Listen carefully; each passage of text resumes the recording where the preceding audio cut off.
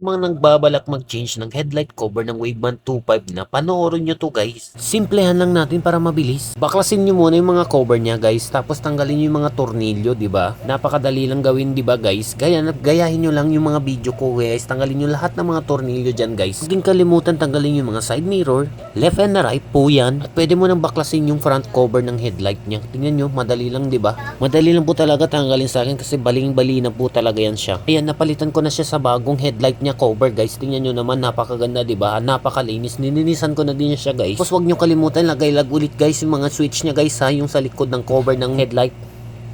Yan, di ba? Napakadali lang ilagay guys, di ba? Tapos ibalik nyo lang guys yung mga screw na tinanggal nyo. Follow nyo lang yung ginawa nyo ng unang step. Tapos ibalik nyo yung mga side mirror niya guys, left and right po. Ganyan na po kadali, di ba? Sobrang dali lang po. O ayan, di ba? Napakaganda guys, napakalinis. Sobrang dali lang mag-install, kaya ano bang hinihintay nyo? Nandiyan na yung link sa yellow basket guys kung gusto nyo umorder, kaya umorder na kayo habang napakamura pa guys. Tapos pwede nyo lang gawin ito sa bahay. Maraming salamat pa. Follow, heart and share na din po this video. Thank you.